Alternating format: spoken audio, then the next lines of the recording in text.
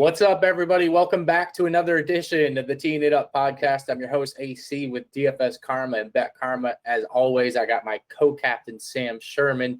We're going to talk everything from last week's big WGC event, another awesome win from Colin Morikawa. Sam, I'll kind of just get to it. Like, business is booming at Karma Nation. I mean, everybody was hitting on all cylinders. You hit. I hit. Steven at Bet Karma hit in his article. A lot of screenshots again, both on winning outrights, a lot of DFS winnings again.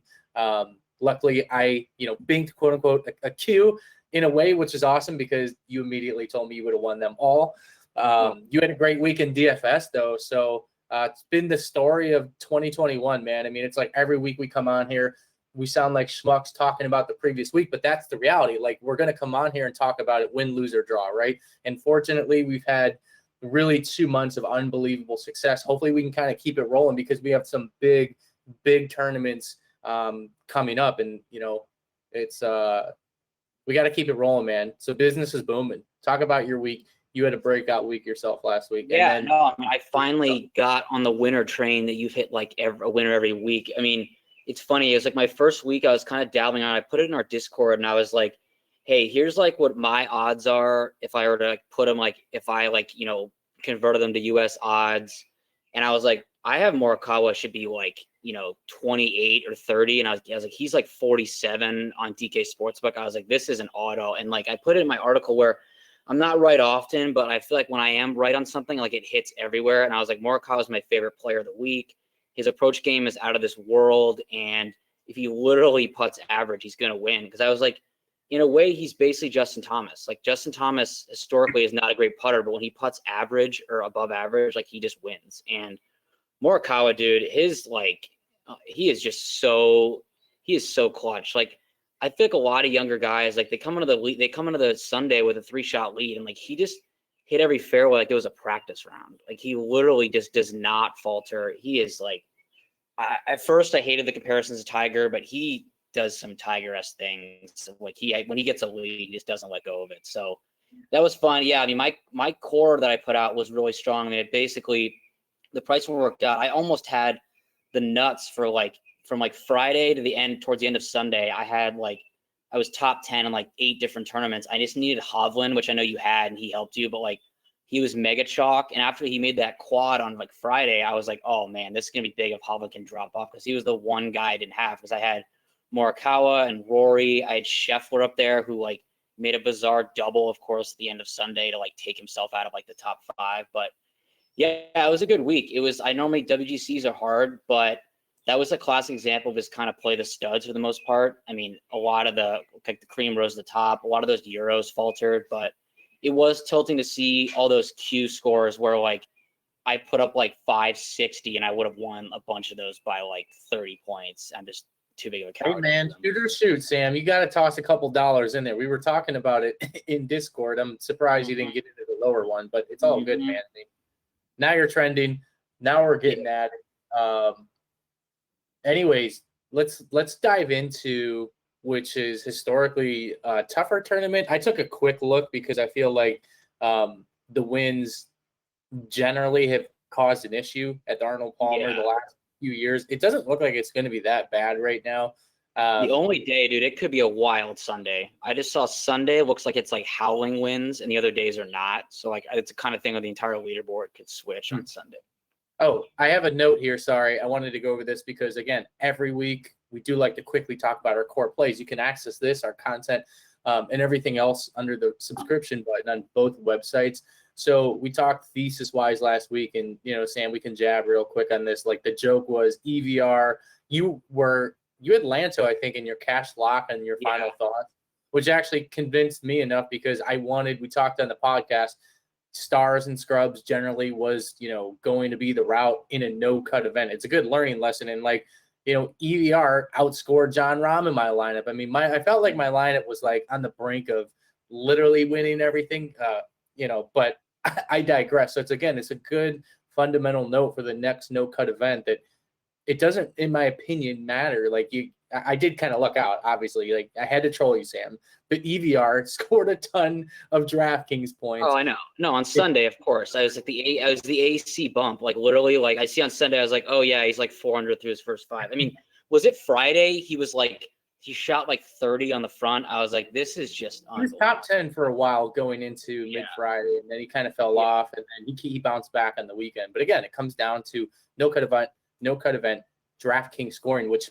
again the core plays propelled themselves, and you can go find that on the website moving forward. But let's get back to this tournament. It's Monday. We'd like to do these podcasts a little bit earlier to get the content out even earlier. So why don't you run back some of the macro high level, like what are we looking for in our golfer this week? We talked a little bit about wins, but like let's help not only you and I, but anyone listening. What type of golfer are we looking for? What's this course going to play like this week? Yeah, I mean, it's Bay Hill, which has been around for a while. I mean, we know that Tiger's won it a million times. Matt Every hilariously won it back-to-back several years ago and was like missed every cut since. But it's a par 72, and it's long. I mean, the greens are so fast. I mean, they're not the same as their Bermuda and Augusta's bent, but like they're really, really fast. And like we saw last year, I mean, it's an invitational, so automatically the cut will be higher. But I mean, the average cut's like +3. I mean, last year I think Hatton won at -4 because I believe it was Saturday, Sunday. I think Matthew Fitzpatrick was the only guy to shoot under 70 on both days in the entire field. Like the wind can make it so brutal. There's so many bunkers and there's so much water to combine with the fact that the greens are huge. And so I think this is a good week where, you know, obviously we have a lot of the same stats week in and week out, like approach, but the 200-plusers approaches because you have to score on these par 5s, which are super easy, especially like the 16th hole has like a 57% birdie rate. And the green's so big that you want to use that from our friends at Fantasy National, like the opportunities gained, which is approaches inside 15 feet, I think is really important. And then I'm kind of looking at courses. I mean, it's not similar to last week, but it's kind of, I see a little correlation because you have courses like Bay Hill or you have TPC Sawgrass or Valspar or like last week where bigger greens and there's big numbers like lurking. I mean, these guys can I saw so many high scores last week on these random holes where like Harris English took a 9 or someone took like a 10, and there's birdies to be had, but they have to score on the par 5s and they have to be able to limit the mistakes and be able to putt on these fast greens. So I think, you know, it obviously favors the longer hitters, but I think even more this week, more than normal, because it just plays, these par 4s play so long. That's a good synopsis. I mean, I think I got some good leans as we get into the podcast. All right, let's win a lot of money this week, Sam, huh? I mean, business is booming, right? Let's keep it going. Let's start at the top. As always, 10,000 and above. There's names there. I mean, your boy Rory, we keep talking about him week after week. It seems like he's literally missing all the putts in the world. I haven't even looked at this putting stats. This guy's going to win, and he's going to win like 3 in a row if he just fixes his putter. He did gain strokes. I just checked with his putter last week, but it felt worse. I don't know. Anyways, who are you looking at? No, it is. It's because he's like, I never in my career in my like life seen Rory like miss so many like 3-foot putts. Like I just don't understand. It's not like that's like a Keegan move or a Sergio move. Like I don't know why Rory misses these 3-foot putts all the time. But he's not on Saturdays. He's not moving. Have you noticed that the last 4 or 5?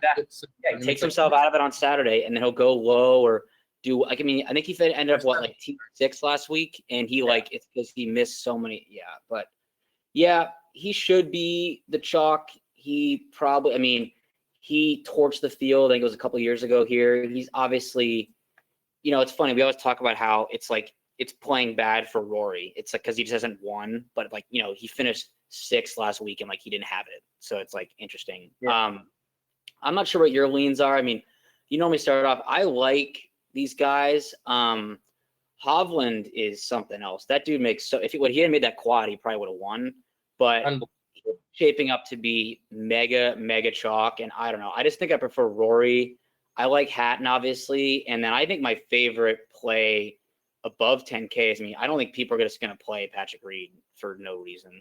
But why do you like him this week? He just plays. I mean, he has a thing where he plays hard courses really well. He's such a good putter. I mean, he, in my model, is the #1 ranked putter on Bermuda. He's 9th in birdie or better / opportunities gained. He's top 20 in tee to green. and he plays par fives well. I mean, he doesn't crush the ball off the tee, but Reed is just like he's never owned because, like we say, everyone hates him, and I just think he's going to go overlooked because Hovland is on fire. Rory has a history here. Hatton won last year, and then everyone's obsessed with Bryson's distance. So I just can see Reed going kind of overlooked a little bit. As you're talking, I'm kind of looking through Reed. He did light it up last week in specific, so he's really good. But to your point, Hovland should be chalk. I mean, it's funny in this sector, this bubble we live in. I almost feel like Hovland's been our baby for the last like year and a half. I'll never forget 2 years ago, we started talking about him as Rory Light, kind of joking around, but like looking at his stats. I mean, that's what he is. I mean, he's almost like a young Rory Light just based on the stats. Who knows how it plays out long term. But yeah, I mean, it's tougher on Monday. I guess he probably will be mega chalk. But to your point, wow, Patrick Reed, as you're talking, does seem like the interesting pivot that I probably would go with. Hatton, I would assume probably is going to be owned, especially because he won last year and he's just balling out, man. Like Hatton is just. I love Hatton. Yeah, sick. I mean, why can't I think I could see him being popular, but not as popular as he should because people like don't like to take the guy who won last year for some reason. But like, I don't know. Very fair price for him in this tournament relative to the. Yep, I agree. But anyways, I'd be fading Bryson. No particular reason other than I don't know. I can't play everybody. For me, it's Hovland 1. It is Hatton 2. And then it is Rory 3, ironically. So, again, if you're MMing, maybe I even go light on Rory. I don't know if I got time this week. I'm freaking slammed, but those are the couple guys I'm looking at up top.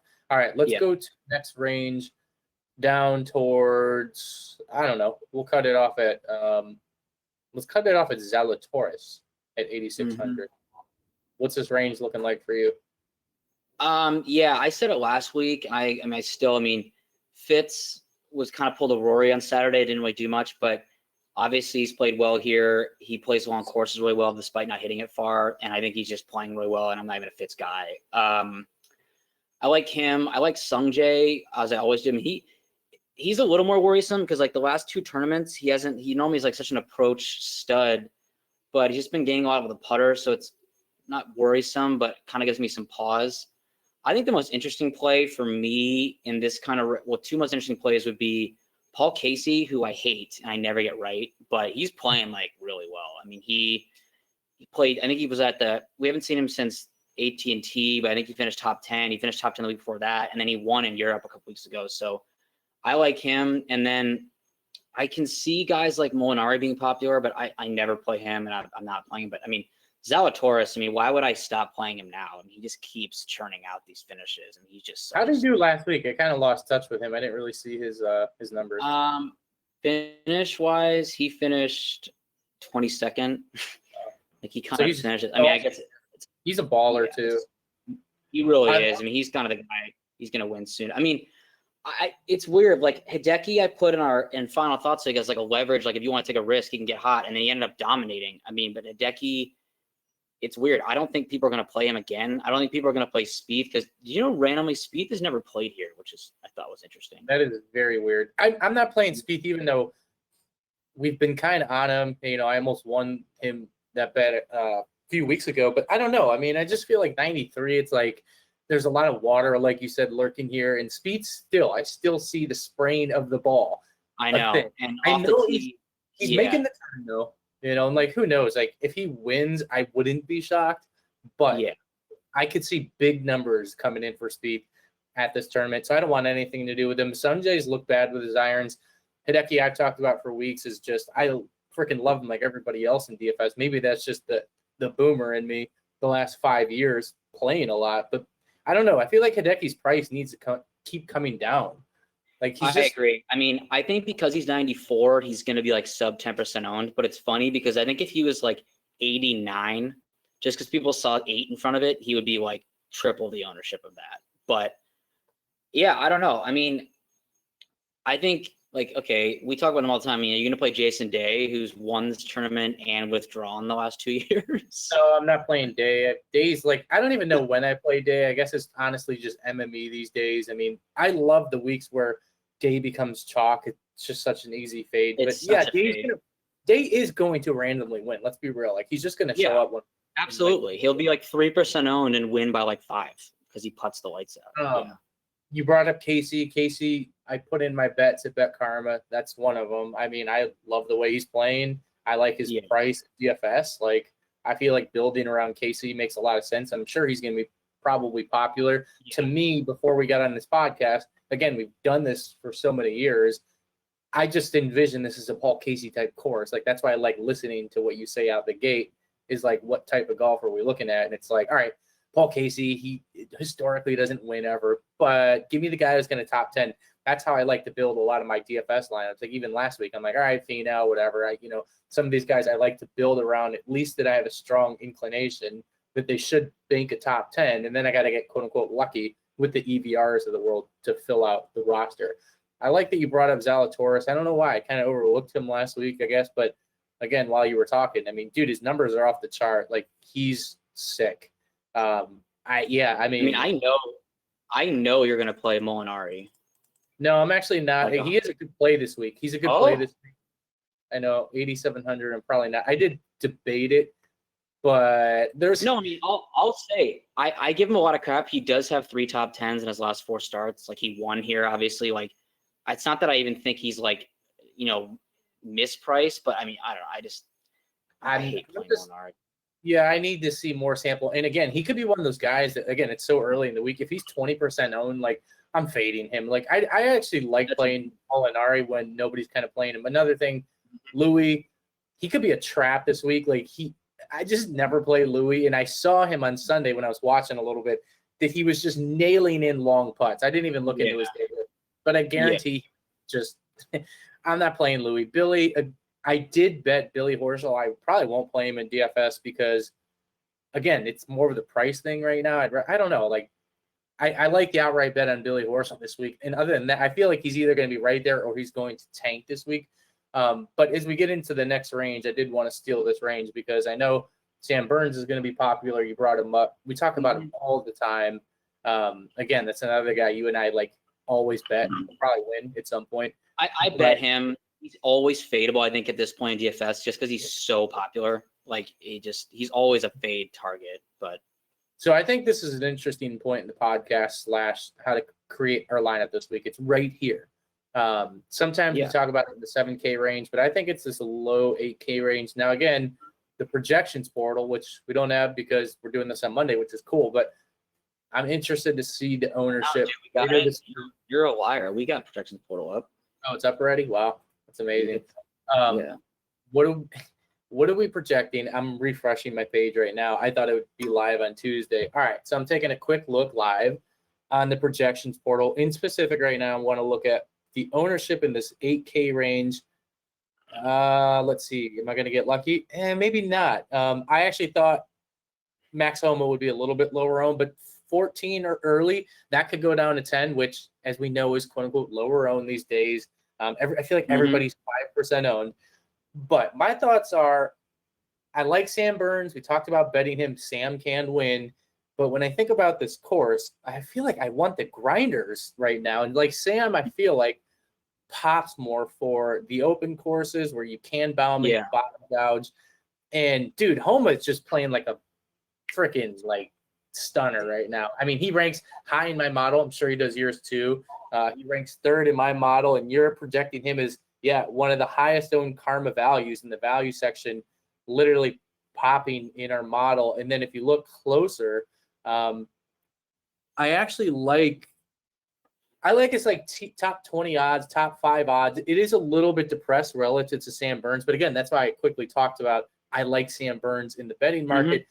I think I like Max Homa's might pivot in this range, and I'm hoping he's a little bit lower on. Maybe he won't be. I know he will. I mean, remember, he's still tired. Yeah, he's tired. That's what I was hoping for. I'm hoping that Sam Burns is 5% and Max is more 10. I really want to lean Max. I mean, real quick. Yeah. I was just going to say top 10, strokes gained, tee to green, DraftKings points, bogey avoidance, which was key. He's playing so well that he's avoiding the big number, which you open with, that's what we want to avoid. And then another key stat that I love is the long par 4 scoring. He ranks number 4 in the last 12 rounds alone. So he's just firing at all cylinders. I think he's got swag too. He does have. I mean, I think the pivot I like in this range. I bring him every week, even though I hate him. But like, no one ever owns Kevin Na, and like, how do you win this tournament? You make like every putt, and you have your long irons. You know I'm a loyalist. No, it's funny. Like I hate Kevin Na as like a person because he's such a slow player. But like, I like as I'm trying to get better at this year. That's why like I'm playing Fitzpatrick or I've played like Finau and like these guys. Yeah, I'm not a huge fan of theirs. But, like you can't have biases. And Kevin Na, like talk about a guy who just randomly wins when no one cares. I didn't even know he was in the tournament last week. He came in 11th. Yeah, I didn't either. It's insane. I mean, I think I felt fortunate last week to avoid where I knew he was going to get popular because he was underpriced. Justin Rose. Now he's 78. I mean, it's weird. He hasn't booked great, but like his finishes haven't been like last week. I don't know. Maybe you could chalk it up to a different course. I don't really know, but like it's not like before last week he was like finishing badly. He just doesn't seem to have. I don't know what it is, but if he's going to be low owned, he's always interesting to play just because that's too low. And then you have old Ricky. So I don't know if our guy behind the scenes here is able to filter the projections portal as they talk, but I wanted to circle back up to Kevin Na. So I sorted by the value proposition, which is essentially Sam's proprietary projections in most of this stuff, but the value generally works out more often than not. Kevin Na is literally 1, 2, 3, 4, number 7 popping in value. But then I like to look at the projected ownership. I always come back to this, like, because it's not just a cash podcast. I mean, I think we do a good job of like making sure we cover kind of both bases. But if he's 3% owned, there's a couple other guys on here. I'm going to refilter 3% owned. And then you named somebody else already. Oh, you didn't name him, but he was right there in the projections portal. Kevin Kisner was like winning, I feel like, until he like quadded. Dude, something happened to him. He had the most disastrous back 9 on Saturday. He shot 44. He shot 80 because he made like a quad and like 2. I don't know. I didn't see it, but like he must have like gotten hammered. It was insane. I have never seen him do that. It was. I think how did he finish Sunday though? That's the question. How did he finish on Sunday? 72. So he ended up for the tournament, he ended up finishing 41st, but like, an 80, I mean, how do you even like get anywhere near the top 20 with an 80? Interesting. I mean, I'm not going to play him, but again, when I see 2%, and I don't think I have time to use the optimizer, but again, you guys, we have this optimizer at dfskarma.com. Check it out. Awesome product. It literally, the simulations do the work for you.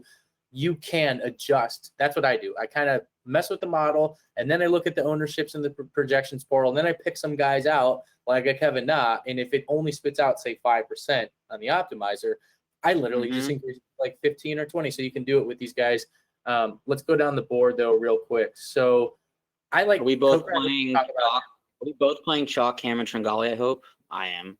Yeah, I feel like 7,700 – I don't even care. I'm claiming that I'm the starter of the Cameron Tringali fan. I mean, I've been playing him for so long. Write him up a lot, and all he does is top 20. It's all he does. I know. It's like I can't believe you and I know we're giving it all away, but I think it's fun. You and I bet him this week. Like that bet's probably dead, but like he's playing so well.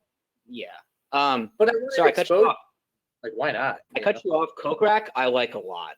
I think I like him a lot. I almost bet him too. I'm gonna debate in there. I keep talking about that 8K range. I think it's pivotal, pun intended, this week because oh shit, dude, you're projecting him at 16%. I didn't think he was gonna be that high owned, but again, DFS people are sharp these days, and Harris English, I guess he's gonna be only 7% owned. I mean, maybe that's the guy. Then we kind of overlooked him, but. Billy Holt looks to be lower owned. Again, it's Monday. These will update, so just keep that in mind. But yeah, Tringali, I don't already like cash games this week because there's a lot of concentration, and I feel like we got to play Tringali. I mean, why not? Oh yeah, dude. I mean, that like what Burns Tringali is going to be owned by like 70% of double ups. Yeah, I mean, it's like Tringali probably in this field should be 8,300, maybe. Yeah, it's kind of stinks. I was going to mention at the top, but I forgot that. I mean, it's a shame that this got put here in the schedule because, it's in between a WGC and then the Players next week, which everyone's going to go to. So it kind of sucks that this field's a little weaker, I think, than normal. But yeah, it's weird. I think, it's not where the money's going to be made, but if you can find a guy, I think from like 76 and to 72, that's where like just I think it's gonna be kind of dead, with the exception of like Corey Connors maybe. Where like if you have a guy you like, and now he's gonna be mega chalk. It's like, God, he's probably who's too my cheap. EVR of the week gonna be? I gotta find my EVR of the week. Let me see. Oh, I already have that for you. Yeah, Corey Connors, man, like I freaking love him, but look, he's gonna be chalk. Like this sucks. Like I'm not gonna play. I guess I feel like I get to the same point in this podcast every week. Believe me, I want to play Corey Connors, but I'm already looking at it in the projections portal. I can't play all chalk guys. I don't want to. I'd rather lose. You know what I'm saying? So I'll probably look elsewhere. Yeah. I mean, I have your EVR play of the week, but no, I already know who it is. Let me give it to you. Oh, please, God, don't be freaking chalk. Oh, yeah, he's not going to be. Nobody plays this guy for some reason. Matthew Neesmith at 6,900. Shit. Yes. Oh, he is going to be 8%. Yeah. I hate this. This is going to be a very chalky week, in my opinion. Yeah, he's a really good play. I mean, I can't believe how much you're projecting him owned right now.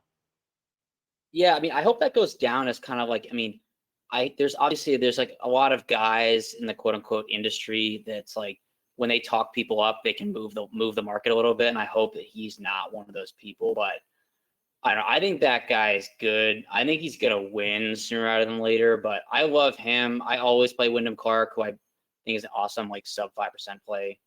I'm playing Chris Kirk again. He actually has kind of decent history here, by the way.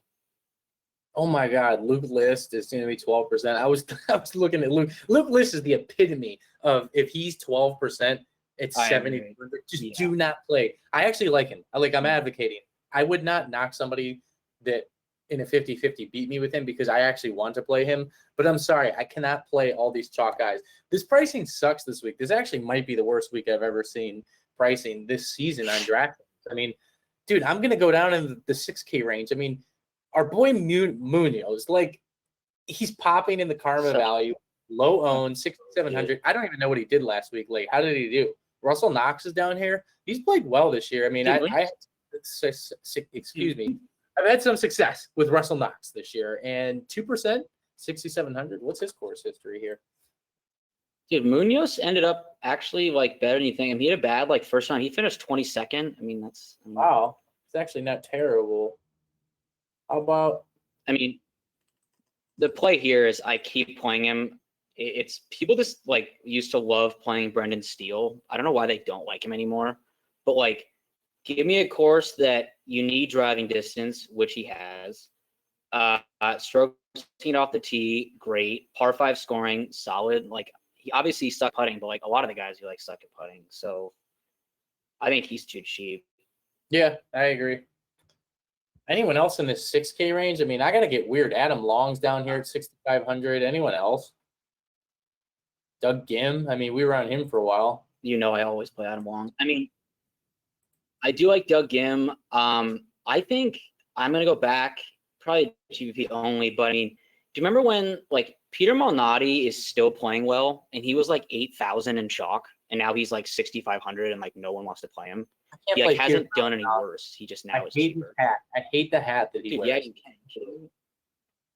It's a bad hat, but like I guess he's missed the last 2 cuts. It's not great. We got to get weird this week. I mean, again, it's Monday. I'm laughing because it's hilarious how your projections portal's already projecting the entire week. It's truly fascinating how data tells the story. It's literally already painting the picture. It's going to be a chalk week, unfortunately. Like, I don't think it's the best advice, but I mean, we tend to talk about it. Again, I would personally try to get a little weird. I would force some of those, what did we say last week? Like, grab your sack, grab your balls, like make some weird plays. I mean, you can play 4 awesome guys, right? If you want to play Hovland, we talked about some of the other guys, Casey, Max Homa, Sam Burns.